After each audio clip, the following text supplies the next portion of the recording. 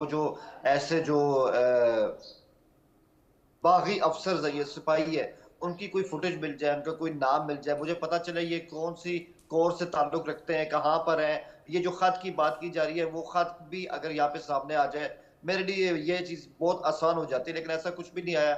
मैंने तो आपकी वीडियोस में यही देखा कि आसिम मुनीर मुख्तलिफ महाजों पे जा रहे हैं और जो जवान उनको देख के नारे मार रहे हैं। कहने से मुराद है कि कुछ भी ऐसा नहीं है, ऐसा कुछ भी नहीं है। मुझे नहीं पता कि इस तरह की बातें क्यों की जाती आप हैं, भी और मैं यही पत्रकार जानता हैं हूँ ना, कि ये आप चीज भी टीवी में काम करते होंगे। जब इस तरह की स्टोरीज चलाई जाती हैं तो फाइल फुटेज चलाया जाता है, ये तो आपको भी पता होगा। और जब जब इस तरह के खत लिखे जाते हैं, ऑफिसर सामने आकर तो बताएंगे नहीं या फिर अपनी फुटेज तो बनवाएंगे नहीं। तो आप पत्रकार हैं, इस चीज को समझ जिसने सकते हैं।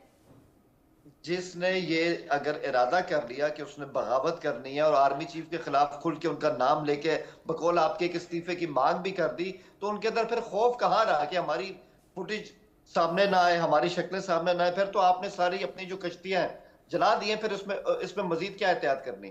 तो मैं वही कहूंगा कि ऐसा कुछ भी नहीं है हमारी आर्मी के अंदर। आर्मी का इस टाइम मोटिव एक ही है कि जो आतंकवाद है वो आपके इल्म में भी है, हमारे इल्म में भी है, उसको जड़ से उखाड़ना है। और मैं आपको बताऊं, ऐसी जो हम्म। फुटेज होती है ना, या ऐसी जो होती हैं हम्म। खबरें होती हैं, बदकिस्मती से मैं ये बात करना नहीं चाह रहा था लेकिन अब मुझे करना होगी, कि ये ना इंडियन आर्मी के हवाले से आती हैं। जब बीएसएफ का एक जवान है, उसकी वीडियो आती है, ये देखे हमें किस तरह का खाना दिया जा रहा है, और हम्म। बाद में उसको नौकरी से निकाल दिया जाता है। आपके इंडियन एक्सप्रेस जैसे इतना अच्छा अखबार है, उसमें बकायदा ये न्यूज है आज से 2 साल पहले की, आप इसको चेक भी कर सकते हैं कि हर साल 2 से 250 के बीच में जवान उनमें सुसाइड मुझे होती है, आपको याद आपस दिलाना में पड़ेगा कि गिरफ्तारी कैसे करते हैं। पाकिस्तान में जो ये जो पाकिस्तानी खबरें हैं, यूट्यूबर्स हैं, जब वो खबरें दिखाते हैं तो रातों रात उन्हें गायब भी कर दिया जाता है। और ये खबर अब जो हमने अभी दिखाई, उसके इंट्रो में ये भी बातें थी कि वहाँ आवाम भूखी मर रही है, वहाँ जो पाकिस्तानी यूट्यूबर्स हैं उनकी आवाज़ दबाई जा रही है, मीडिया की आवाज़ दबाई जा रही है। तो मैं समझ सकती हूँ आपकी भी अपनी कुछ मजबूरियाँ होंगी। राजन कोचर जी, 1971 का वक्त याद कर रही है पाकिस्तानी सेना। हालांकि ये नहीं कि पूरी ही सेना, दो धड़ों में बटी हुई नजर आ रही है, और जो आसिम मुनीर के खिलाफ है वो 1971 के वक्त को याद कर रहे हैं। क्या आपको लग रहा है 1971 का वक्त रिपीट होने वाला है? रक्षा जी, सबसे पहले मैं अपने पाकिस्तान से जो पैनलिस्ट है जावेद जी का इस्तेमाल करता हूँ कि वो इस प्रोग्राम में आए और अपने व्यूज रखें। अब हमको ये समझना पड़ेगा कि पाकिस्तान हमेशा डिनाइल मोड में क्यों चला जाता है। अब बलूचिस्तान के जो आपके हालात हैं, आपने उसमें देखा है कि किस तरीके से एक बेहतरीन रीजन है पाकिस्तान का, उसमें मिनरल्स हैं, रॉ मटेरियल्स हैं। वहाँ पे आपका सीपेक का भी एक प्रोजेक्ट चल रहे हैं। एक अच्छे शहर को कैसे बर्बाद कर सकते हैं, ये आपको पाकिस्तान गवर्नमेंट से सीखना पड़ा। और आज अगर वहाँ पे बगावत हो रही है बलूचिस्तान में, और मैं अपने पैनलिस्ट को बताना चाहूँगा कि पाकिस्तान की फौज में 28 बलूच रेजिमेंट्स, खैबर पख्तूनवा के अबोटाबाद में बलूच रेजिमेंटल सेंटर है।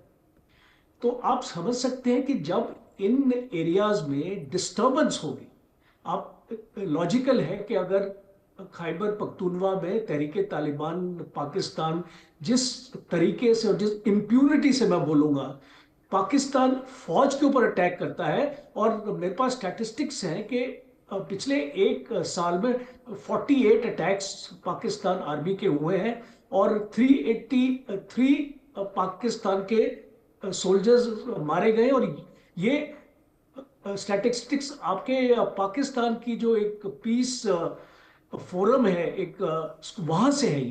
तो आप समझ सकते हैं कि पाकिस्तान के हालात जो इन एरियाज में हैं, और खास तौर पे जो बलूच रेजिमेंट्स हैं पाकिस्तान में, उनके जवानों पे, उनके ऑफिसर्स पे फर्क पड़ता है, क्योंकि उनके घर वहां पे हैं।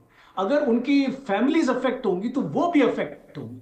तो इसीलिए आपको उसको उस दायरे में अब लेके जाना चाहिए। और मैं इसको खास तौर पे रचना जी ने एक सवाल किया था कि 1971, अब 1971 का कंपैरिजन क्यों आ रहा है यहाँ पे, और उसकी एक्चुअली वजह है क्योंकि 1971 में brigadier Farooq Bakht Ali, colonel Aleem Afridi, lieutenant colonel Hussain, इस टाइप के जो ऑफिसर्स थे, 3 जनरल्स को अरेस्ट किया था।